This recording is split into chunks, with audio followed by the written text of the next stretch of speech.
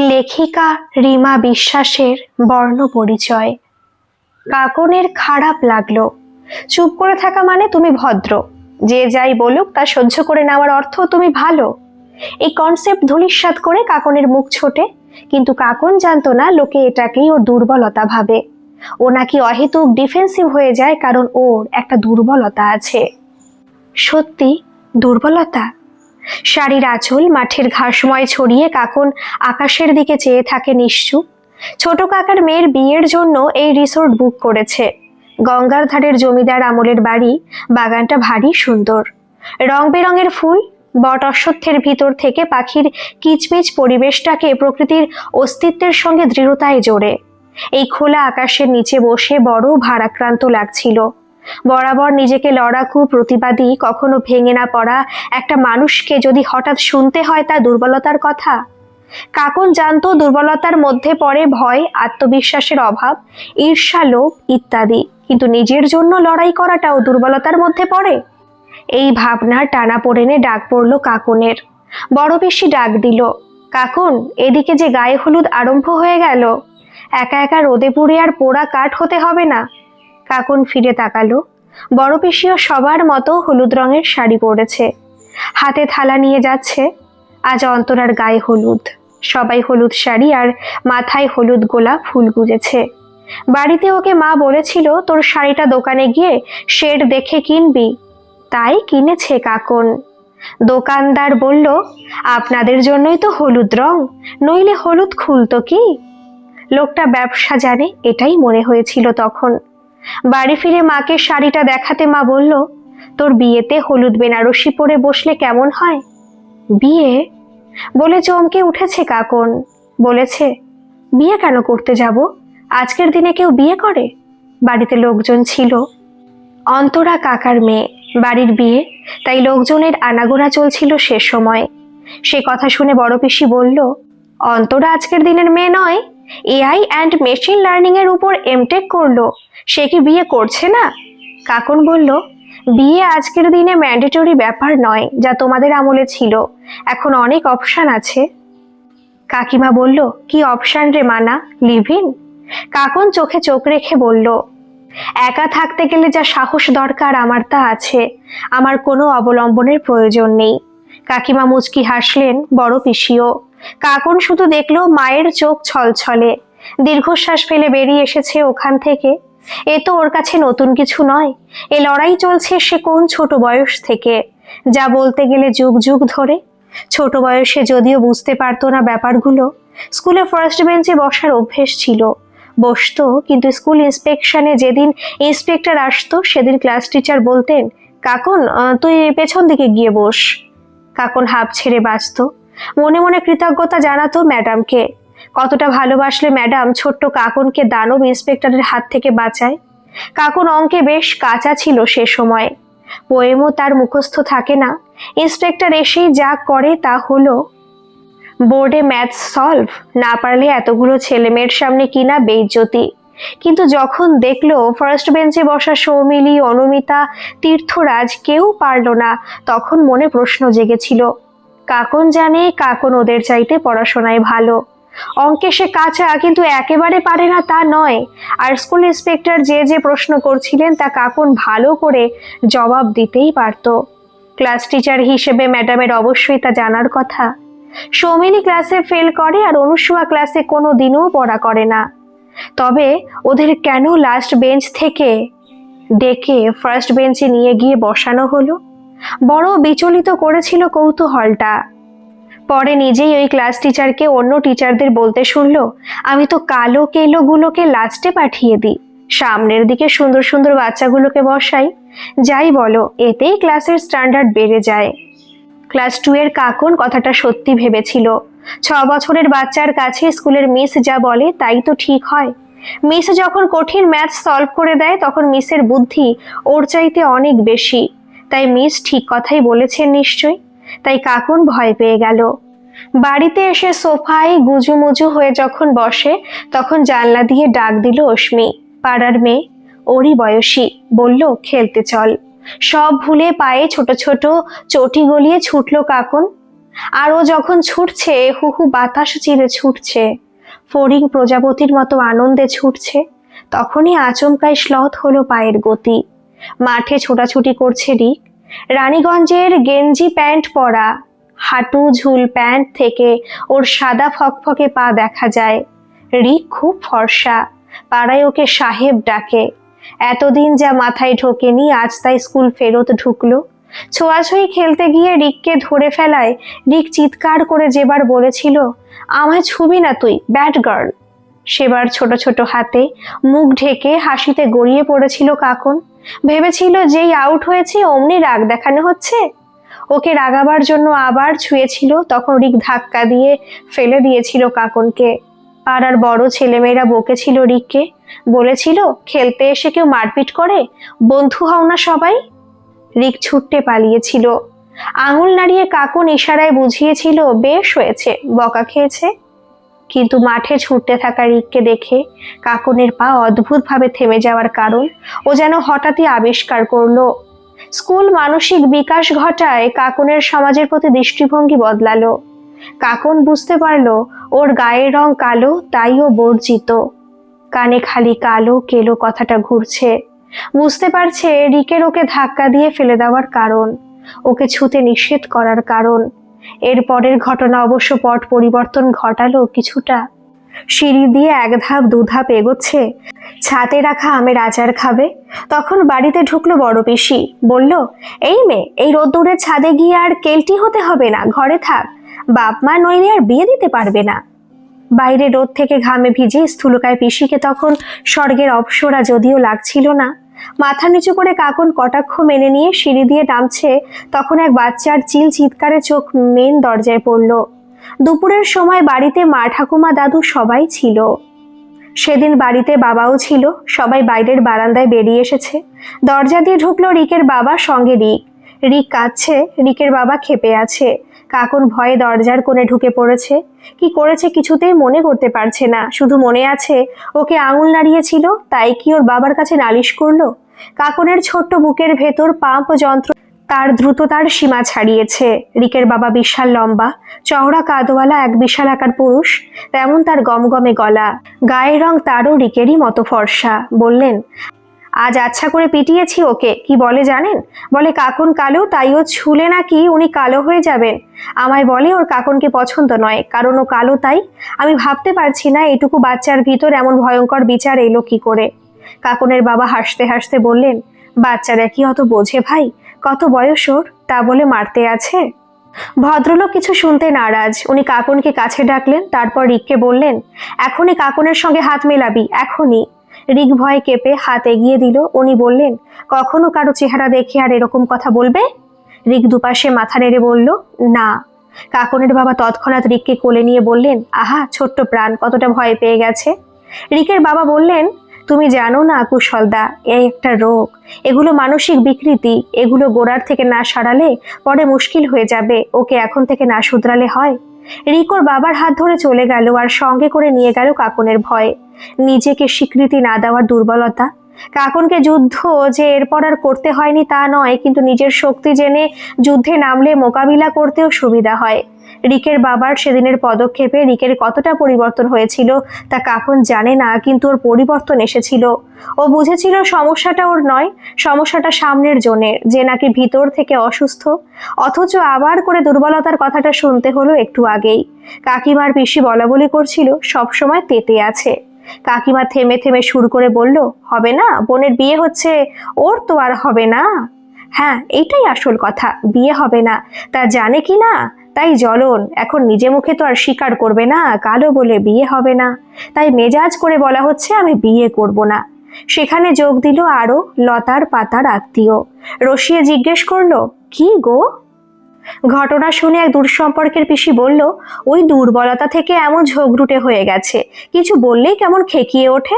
সহানুভূতির গলায় এক কাকিমা বললেন, আহা, বিয়ের শখ কি আর নেই, কিন্তু কালো মেয়ের বিয়ে হওয়া সত্যিই মুশকিল। কাকন এক দেওয়ালের তফাতের ঘরে বসে হাতে মেহেন্দি লাগাতে লাগাতে আর চুপ করে শুনে যেতে পারল না। একেবারে রণমূর্তি ধরে পাশের ঘরে গিয়ে বলল, এতটা বয়স হলো তবু দুর্বলতা কাকে বলে তাই জানলে না? আর কি করা যাবে, আমাদের পুরো এডুকেশন সিস্টেম। যাক গিয়ে শুনে নাও, দুর্বলতা হলো মানুষের পেছনে তাকে নিয়ে কুটকাচালি করা বা নিজের মন মতো তার একটা উইক পয়েন্ট ধরে তাকে নিয়ে সমালোচনা করা। পৃথিবীর বৃহত্তর দুর্বল জনগোষ্ঠী এমন আচরণ করে। ওরা সবাই ভাবাচেকা খেয়ে তাকিয়ে। কাকন বিড়বিড় করে বলল, কেলো করেছে, ভরসে ঘি ঢাললাম নাকি? এরা দেখছি একেবারে নিরেট। তারপর পাশের ঘরে এসে বাকি মেহেন্দিটুকু করে নিল। প্রতিবাদে শান্তি মেলে ঠিকই, কিন্তু তা বলে খারাপ কি লাগলো না? মেজাজটা কি ঘষা খেলো না? হ্যাঁ, খারাপ লেগেছে। হোঁচট খেলে বা ধাক্কা লাগলে যখন সে স্থানে আঘাত লাগে তখন যন্ত্রণা হওয়াটাও তো স্বাভাবিক। তবে আজকাল কিছুটা গা সওয়া হয়ে গেছে। কলেজের যখন প্রথম ঢোকে তখন যে ছেলেটার প্রতি দুর্বলতা অনুভব করেছিল তাকে দেখে নিজের মধ্যেও কিছু পরিবর্তন আসতে শুরু করেছিল। মুখ প্রতিদিন ক্লিনজিং করা, বাইরে বেরোলে মোটা করে সানস্ক্রিন লাগানো, নিয়ম করে ফেয়ারনেস ক্রিম লাগানো, এছাড়া বেসন, কমলা লেবুর শুকনো খোসা বাটা, ভিটামিন এ ক্যাপসুল অ্যালোভেরা জেলের সঙ্গে মিশিয়ে লাগানো, এসব নিয়মিত রুটিনে পরিণত হয়েছিল। এসব দেখে মা তো খুশি ধরে রাখতে পারছিলেন না। ত্বকের এই নিয়মিত যত্ন নিতে দেখে বললেন কি, বেশ চেঞ্জ এসেছে, অনেক ফর্সা লাগে তোকে আজকাল। ইস, এগুলো আগে থেকে করলে আরো ফর্সা হয়ে যেতিস। কাকুন আনন্দে আপ্লুত। কুরুশের কাজ করা পছন্দ করে একটা কুর্তি কিনলো কলেজে পড়ে যাওয়ার জন্য। তারপর খুব যত্ন করে সেজেগুজে যখন কলেজে ঢুকলো তখন দেবাঞ্জন হাসি চাপার মতো করে তাকালো। তারপর ক্লাসে যেতেই দেবাঞ্জন কৌশিক আর প্রত্যুষাকে বলতে শুনলো, ব্ল্যাকবোর্ডে চক রাইটিং। বারবার ওরা যখন কথাটা রিপিট করছিল তখন ভুরু কুঁচকে তাকিয়েছিল ওদের দিকে। ওদের কৌতুকপূর্ণ মুখ দেখে আন্দাজ করেছিল ওদের স্লোগানের অর্থ। বেঞ্চ থেকে উঠে দাঁড়িয়ে সোজাসুজি দেবাঞ্জনের দিকে তাকিয়ে বলেছে, ইউ আর ডিসকোয়ালিফাইড। দেবাঞ্জন বেশ কায়দা করে বেঞ্চে তাল ঠুকে তবলা বাজাচ্ছিল, তা থামিয়ে জিজ্ঞেস করলো, মানে? মানে আমাদের এই যে বৃহত্তর সমাজ, তার তো অনেকগুলো ভাগ আছে, যেমন ভদ্রলোক, ছোট লোক, সুস্থ অসুস্থ, বিকারগ্রস্ত, মাতাল বা বিকৃত মস্তিষ্ক। তুই থামে কাকুন, তারপর আশেপাশে নজর ঘুরিয়ে বলে, তোরা ভদ্র সমাজের জন্য ডিসকোয়ালিফাইড। এখন বিকৃত না বিকারগ্রস্ত তা স্পেশালিস্টরা বলতে পারবে। প্রত্যুষা খুব ক্যাজুয়াল ভঙ্গিতে বলল, চিল না ইয়ার, উই আর জাস্ট জোকিং। বন্ধুদের মধ্যে তো চলে এসব।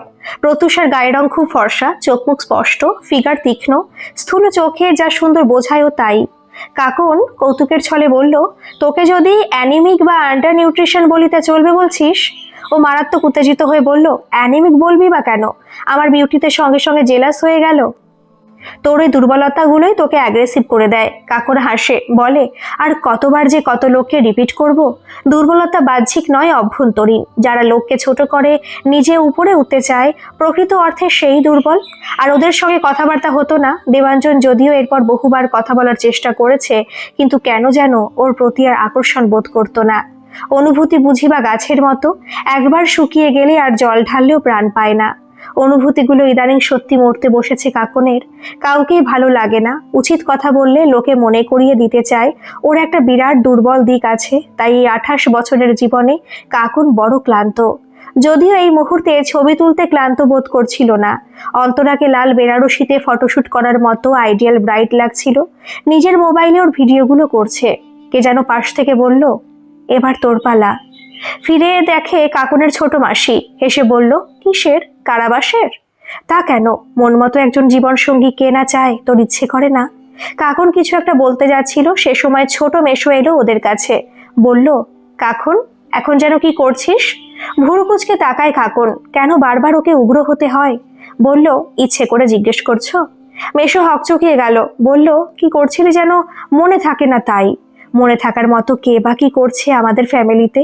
সুনিতা উইলিয়াম, ঋতু, কারিধাল কটা বেরোলো, যাদের স্মরণ করে দেশের গৌরব বাড়বে।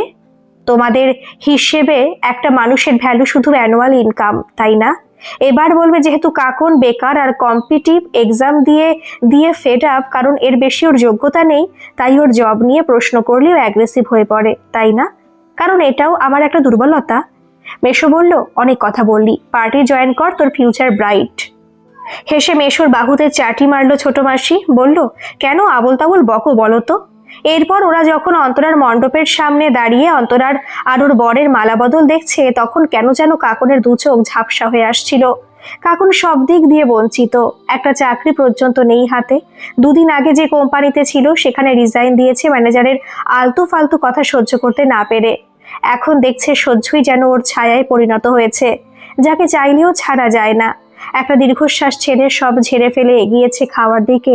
খাওয়া দাওয়া যেদিকটায় হচ্ছিল সেদিক থেকে মায়ের গলা কানে এলো। কাউকে বোধহয় বলছে ও সরকারি পরীক্ষার প্রস্তুতি নিচ্ছে। ভদ্রমহিলার দিকে তাকালো, ওদেরই পাড়ার কৃপা ভাদুরী। বললেন, মেয়ের যা চেহারা, পুলিশ টুলিশও চাকরি হয়ে যাবে। কাকুনের ইচ্ছে করছিল ওখানে গিয়ে বলে, পুলিশ কেন, আমি তো মডেলিংয়ে নেমেছি, আপনি জানেন না।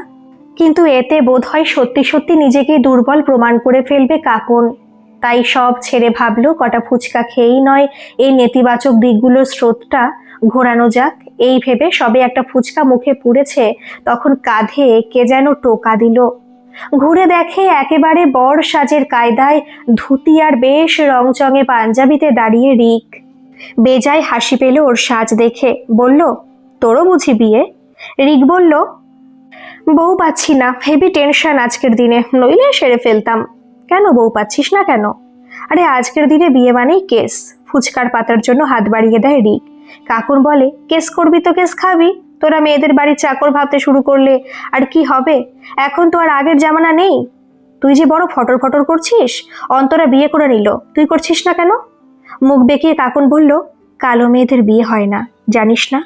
মুহূর্তে লাল হয়ে গেল রিখের মুখটা। খুব সম্ভবত ওর ছোটবেলার মারের কথাটা মনে পড়েছে। বিড়বিড় করে বলল, কামনিয়া, তখন বাচ্চা ছিলাম, তাই বলে এখনো আমায় কথা শোনাবি? কাকুন দীর্ঘশ্বাস ছাড়ে, সরি, কিন্তু তোকে মিন করে বলিনি, আমি রিয়েলিটি বলছিলাম। ভাট বকিস না তো, কালো মেয়ের বিয়ে হয় না। কোন যুগে আছিস তুই? যে যুগে তুই আছিস। তবে বিয়ের নিকুচি করেছে, এইটা প্রার্থনা কর যেন বছরে অন্তত দুটো করে বিয়ে বাড়ি পাই আর কবজি ডুবিয়ে মাটন খাই। আমি চললাম, তুমি ফুচকা ঠোসো। রিক চলে গেল। পাড়ায় রিকের সঙ্গে হামেশা দেখা হয়। এখন আর খেলাধুলার বয়স নেই, তবে যাতায়াতের পথে যতটুকু কথা। রিক কম্পিউটার ইঞ্জিনিয়ারিং করেছে, মোটা অঙ্কের মাইনে পায়। কিছুদিন দুবাইতে ছিল, এখন কলকাতায়। ওর বাবার শিক্ষা ভালো ছিল, নইলে অত ছোট বাচ্চাকে ঠিক ভুল বিচার করার জন্য কাকুনের বাড়ি পর্যন্ত আসে। রিক পাড়ায় ভালো ছেলে হিসেবেই পরিচিত। কাকুন যতটুকু জানে ওর কোনো গার্লফ্রেন্ড নেই, এখন ওর বিয়েতে ভয় ঢুকেছে। এর আগেও বলেছে বিয়ে মানেই কেস, অর্থাৎ সুদর্শন অর্থবান হয়েও ওর ঠকে যাওয়ার ভয় কাজ করছে। তবে কাকুন বৃথাই আফসোস করে। অন্তরার বিয়ে হয়ে গেল, খাওয়া দাওয়া মিটেছে। কাকুন চুপচাপ মোবাইলে যখন অন্তরার ভিডিওগুলো বসে বসে দেখছে, তখন হঠাৎ যেন কয়েক সেকেন্ডের জন্য নিজেকে ব্লক মনে হলো। মাথা পুরোপুরি খালি, এমনকি যা চোখের সামনে চলছে সেগুলো যেন বুঝে উঠতে পারছে না। চৈতন্য আছে অথচ সজাগ নয়, একটা তন্দ্রাচ্ছন্ন ভাব। বিয়ের বাসর জাগার জন্য তখন সবাই এক জায়গায় হয়েছে, এমনকি পাড়ার ছেলে রিকো কি গান গাইবে তা বাকিদের বলছে। তখন কাকুনের মনে হচ্ছিল ও ঘরে গিয়ে ঘুরিয়ে পড়ে। সে কথা মাকে বলতে উনি বললেন, লোকে কি বলবে, ভাববে তুই হিংসা করছিস। ক্লান্ত কাকুন বলে, থাকলে ভাবে ফ্রাস্ট্রেশনে ভুগছি, আমায় এবার বাদ দাও মা, আমি আর এসব নিতে পারছি না। ঘরে গিয়ে কোনো রকম জামা কাপড় ছেড়ে কাকুন বিছানায় শরীর ছেড়ে দেয়। সঙ্গে সঙ্গে ঘুম ভাঙলো ভোর রাতে। ঝিম মেরে বসেছিল বিছানায়। হঠাৎ মনে হলো সবাই বারবার ওকে দুর্বল বলে যাচ্ছে, কিন্তু ভালো করে জানে ও দুর্বল নয়। তবে কি কাকুনে দুর্বলদের নিয়ে লড়ে পড়তে হবে? সব সময় চাকরি, কম্পিটিটিভ পরীক্ষা কেন? ও কি অন্য ধারার কাজ করতে পারে না? অন্তরার বিয়ে মিটলে কাকুন বাড়িতে বলল ওর বিয়ের জন্য যে গয়না মা তুলে রেখেছে তা যেন ওকে দিয়ে দেয়। শুনে তো মা বাবা দুজনেই আঁতকে উঠল। বিয়ের জন্য গড়ে রাখা গয়নাকে কেউ দিতে চায়? কিন্তু বাড়িতে প্রায় হরতাল বিদ্রোহ আন্দোলন করে সেগুলো নিজের জিম্মায় শেষমেশ পেল কাকুন। সঙ্গে সঙ্গে যোগাযোগ করলো রিকের সঙ্গে। সে কলকাতায় পোস্টিং রয়েছে। ব্যস্ততায় ফোন ধরে বলল, বাবা, তোর আবার আমাকে মনে পড়ে? কাকুন বলল, একটা বিজনেস শুরু করতে চাইছি, হেল্প করবি? না করে উপায় আছে, নইলে তো বাবাকে দিয়ে ধোলাই খাওয়াবি। সাহায্য করলো রিক। কাকুন জানতো সততার সঙ্গে যদি কেউ এগিয়ে আসে তা হলো একমাত্রই রিক। শেওড়া ফুলের দিকে একটা 4 কাঠার উপরের পুরনো বাড়ি কিনলো। তারপর শুরু হলো রিকনস্ট্রাকশনের কাজ। একতলায় কিচেন আর লম্বা ডাইনিং এরিয়া, দোতলায় লম্বা করিডোর আর দুপাশে 4টে 4টে করে মোট 8টা ঘর। 3 তলায় ডরমিটরি, সেখানে 2টো বাথরুম, নিচের তলাতেও 2টো বাথরুম। সামনে জমি মন্দ নেই, তাও প্রায় 1.5 কাঠার মতো। শুধু গয়না বিক্রি নয়, কিছু টাকা লোনও নিয়েছিল রিক। ও চাকরি করে, তাই লোন পেতে সুবিধা হয়েছিল। এরপর শুরু হলো প্রচার। হ্যাঁ, কাকুন বৃদ্ধাশ্রম খুলেছে। অল্প সংখ্যার ব্যবস্থা, কিন্তু সুব্যবস্থা। এরপর ব্যবসা বাড়লে জায়গাও বাড়বে, এই ছিল স্বপ্ন। তা সফল হলো। 2-4 জন রেজিস্ট্রেশন করিয়ে থাকতে শুরু করলেন। কিছু টাকা অ্যাডভান্স আর মান্থলি কিছু। এতে শুরু ভালোই হলো। প্রথমে 2 জন কাজের লোক রাখলো, তারপর বাগানে কিছু সবজি ফলাবার জন্য একখান মালিও রাখলো। বছর ঘুরতে ইনভেস্টমেন্ট পুরোপুরি উঠে এলো। এখন লোককে জায়গা দিতে গেলে 4 তলা তুলতে হবে, নয়তো অন্যত্র বাস। তাই হলো, শেওড়াফুলির আরেকটা ব্রাঞ্চ খুলতে হলো হাওড়ায়। সেখানেও ভিড় ঠেলা দেয়। 5 বছরের কাকনের গড়া গৃহ প্রায় চর্চার বিষয়। ইউটিউব ইনফ্লুয়েন্সারদের টাকা করে দিয়েও ভালো প্রচার হয়েছে। এছাড়া ডিজিটাল মার্কেটিং দক্ষ হাতে সামাল দেয় রিক। বিকেলে হাওড়ার ব্রাঞ্চে বসে কফি খেতে খেতে যখন হিসেব নিকেশ দেখছিল কাকন, তখন সঙ্গে বসেছিল রিক। কাকনের চোখ ল্যাপটপ, যদিও সে দেখছে কাকনকে। কাকন বুঝতে পারছিল, বলল, কিছু বলবি তো বল না। রিক চুপ। কাকন ল্যাপটপ বন্ধ করে বলল, তুই আমার সবচাইতে ভালো বন্ধু রিক। কোনো ইস্যু হলে প্লিজ বল, আমি দেখব। রিক বলল, আগে বল রাগ করবি না, আর ফ্রেন্ডশিপ এন্ড করবি না। কাকন প্রায় আকাশ থেকে পড়ে, বলে, কি বলছিস, আমি এমন কেন করব? Then let's get married. কাকন, আমার লাইফে তোর মতো নির্লোভ আর কর্মপ্রাণ মেয়ে চাই। আমি অন্য কাউকে ইমাজিন পর্যন্ত করতে পারছি না। প্লিজ কাকুন। কাকুন হতবুদ্ধি হয়ে চেয়ে রইল। রিক বলল, প্রমিস করেছিলি ফ্রেন্ডশিপ খতম করবি না, না পোষারে বলে দে, আর এ নিয়ে ঘ্যানোর ঘ্যানোর করবো না। কাকুন বহুযুগ বাদে সেই ছোট্টবেলার মতো 2 হাতে মুখ চেপে হাসে, বলে, তুই কেমন ধীরে ধীরে আমার মতো হয়ে যাচ্ছিস। তবে তুই রাজি আছিস তো? আমার মনে হয় তুই সেই কাকুর মারের ভয় থেকে এরকম একটা ডিসিশন নিচ্ছিস, নিজেকে গুডি গুডি প্রুভ করতে। কিন্তু সেটা সাময়িক রিক, এর ফিলিংস পার্মানেন্ট হতে পারে না। তুই জানিস তুই কতটা হ্যান্ডসাম? আজীবন ভাট বকবি এরকম একটা কিছু ভেবে রেখেছিস? আর শোন, যার চিট করার হয় সে যে কোনো কজ দেখিয়েই করবে। আর তোর নিজেকে কিসের জন্য খারাপ দেখতে মনে হয় আমি জানি না, আমার চোখে তুই সুন্দর। I am attracted to you. কথাটায় কাকর মাথা নামিয়ে নেয়, আর তখনই ওদের অফিস ঘরে দরজায় পড়ে টোকা। 2জন একসঙ্গে সেদিকে তাকালে দেখে একসঙ্গে ঢুকলো ছোট মাসি আর মেশো। পরিপাটি করে সেজে এসেছে 2জন। রিক ওদের বসার জন্য নিজের চেয়ার ছেড়ে দিল। মাসি হাসি হাসি মুখ করে চেয়ারে বসে পাশের চেয়ারটায় মেশোকে বসতে বলল। তারপর বলল, তোর তো মোবাইল খুললেই নাম শুনি। আমরা 2জনেই জানতাম তোর উন্নতি হবেই, যা তেজিয়ান স্বভাব তোর। তা বলছিলাম, তোর বিজনেসে তুই তোর ছোট মেশোকে নে না, ওর বিজনেস মাইন্ড খুব শার্প, তোর বিজনেসও আরো বাড়িয়ে দেবে। কাকন তাকায় রিকের দিকে। রিক ঠোঁট ওল্টালো। চেয়ারে হেলান দিয়ে কাকন হাসে, তারপর বলে, গত সপ্তাহে বড় পিসি এসেছিল, বলছিল এখানে থাকতে খরচ কেমন, ওনারা আত্মীয় নাকি থাকতে চায়। আমি খরচ বলতে উনি বললেন আমি আত্মীয় হিসেবে কিছু ডিসকাউন্ট করিয়ে দেবো কিনা। তখন আমি আমাদের এনজিও সাপোর্টেড বৃদ্ধাশ্রম সহায়ের নাম করি। বড় পিসি ফ্যাচ ফ্যাচ কান্না শুরু করে। কেন জানো? ছোট মাসি মেশোর দিকে চায়, তারপর কৌতূহলে ওর দিকে তাকায়। কাকুন বলে, কারণ পিসতুতো দাদার বউ বলেছে ওদের কারো দায়িত্ব নিতে পারবে না, তাই যেন তারা নিজেদের ব্যবস্থা করে নেয়। ওনার জন্য এটা স্বাভাবিকও, কিন্তু সব শুনেও আমি ডিসকাউন্ট দিতে পারিনি। বড় পিসি এখন সহায়তেই আছেন। তাই বিজনেস আমি ভালোই বুঝি ছোট মাসি। এই বয়সে আর মেশোকে কষ্ট দেওয়ার দরকার নেই। মুখ রক্তিম হলো ছোট মাসির। রিকের দিকে বিরক্ত চোখে তাকিয়ে প্রশ্ন করলো, কি রে রিক, তুইও বিয়ে থা করবি না দেখছি। রিক চুপচাপ দাঁড়িয়েছিল। নিজের সিট ছেড়ে কাকন উঠে দাঁড়ায়। ইশারায় রিককে কাছে ডেকে ওর সিটে হাত ধরে বসিয়ে বলে, আমরা বিজনেস পার্টনার। সপ্তাহে যে 2 দিন ওর ছুটি থাকে, ও অন্য কোথাও না গিয়ে এখানে ওর সময়টা ইনভেস্ট করে। কি বলো, আমাদের 2জনের কি বিয়ে করে নেওয়াটা ঠিক হবে? রিক ওর দিকে তাকিয়েছে সঙ্গে সঙ্গে। কাকুনের চোখে জল।